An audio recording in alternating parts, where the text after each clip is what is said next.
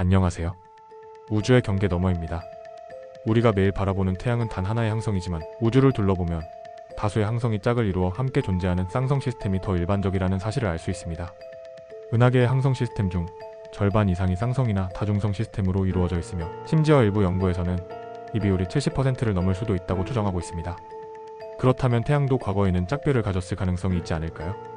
만약 태양이 한때 쌍성이었다면 그 짝별은 현재 어디로 사라졌을까요? 오늘은 태양의 과거를 둘러싼 흥미로운 가설과 과학적 증거들을 바탕으로 이 미스터리를 탐구해보겠습니다. 태양의 짝별이 사라졌을 가능성. 태양이 쌍성으로 형성되었다면 시간이 지나면서 그 짝별이 사라지는 다양한 경로가 존재할 수 있습니다. 만약 태양이 한때 쌍성이었지만 지금은 단독 항성으로 남아있다면 그 짝별은 어떤 과정을 통해 태양과 분리되었을까요? 이 가능성을 설명할 수 있는 대표적인 시나리오들을 하나씩 살펴보겠습니다. 첫 번째 가능성은 중력적 상호작용에 의해 짝별이 태양계에서 멀어졌을 가능성입니다. 항성들은 단독으로 태어나는 것이 아니라 거대한 분자, 구름에서 여러 개의 별들이 함께 형성됩니다. 태양도 이러한 환경에서 태어났으며 여러 개의 별들이 서로 중력적으로 영향을 주고받으면서 성단을 형성했을 가능성이 큽니다. 처음에 태양과 짝별이 서로 가까운 궤도를 따라 공전하고 있었다 하더라도 주변의 중력적 교란이 지속적으로 작용한다면 두 별의 궤도가 점점 불안정해질 수 있습니다. 특히 태양이 형성된 성단에서 다른 별들과의 상호작용이 강하게 일어났다면 짝별이 태양과의 중력적 연결을 잃고 먼 우주로 방출되었을 가능성이 있습니다. 이러한 현상은 실제로 천문학적으로 관측된 바 있습니다. 성단에서 형성된 일부 별들은 도망자 별이라고 불리며 원래 쌍성을 이루고 있었으나 강한 중력적 교란에 의해 성단 밖으로 튕겨나가는 경우가 존재합니다. 만약 태양도 과거에 이런 경험을 했다면 짝별은 이미 먼 우주로 날아가 버려 우리 태양계와 완전히 분리되었을 것입니다. 두 번째 가능성은 태양의 짝별이 너무 어두워서 우리가 아직 발견하지 못했을 가능성입니다.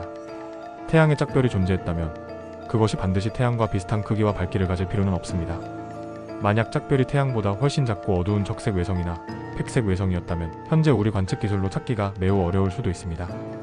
적색 외성은 항성 중 가장 흔한 유형이지만 밝기가 매우 어둡기 때문에 지구에서 가까운 거리에서도 관측하기 어렵습니다. 예를 들어 프록시마 센타우리는 태양계에서 가장 가까운 항성이지만 맨눈으로는 볼 수 없을 정도로 희미합니다.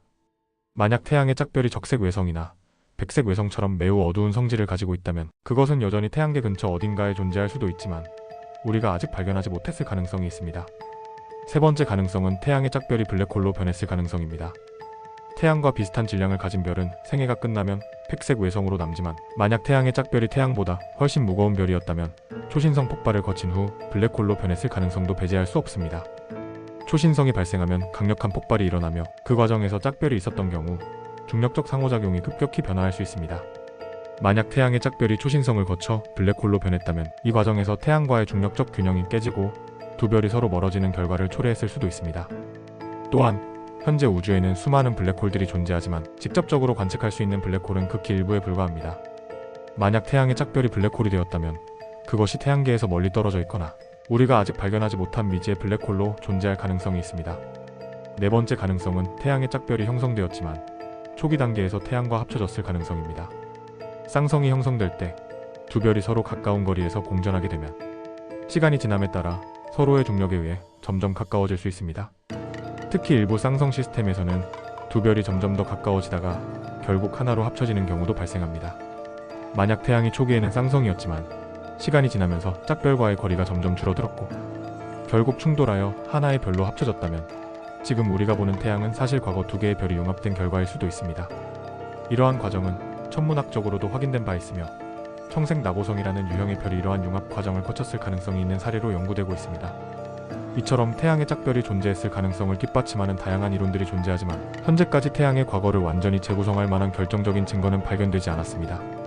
하지만 천문학 기술이 발전함에 따라 앞으로 태양의 과거에 대한 더 많은 단서가 밝혀질 가능성이 높습니다.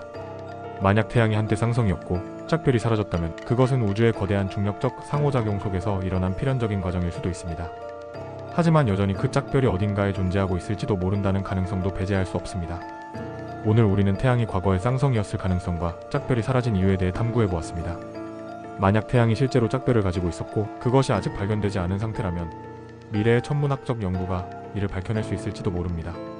우리가 알고 있는 태양의 역사가 지금보다 훨씬 더 흥미롭고 복잡할 가능성은 충분합니다. 태양의 잃어버린 짝별이 과연 어디에 있는지 그리고 태양계의 과거가 어떤 모습이었을지에 대한 연구가 계속된다면 우리는 언젠가 태양에 숨겨진 역사를 밝힐 수 있을 것입니다. 오늘도 함께 해주셔서 감사합니다. 다음 시간에도 우주의 경계를 넘는 더 흥미로운 이야기로 찾아뵙겠습니다.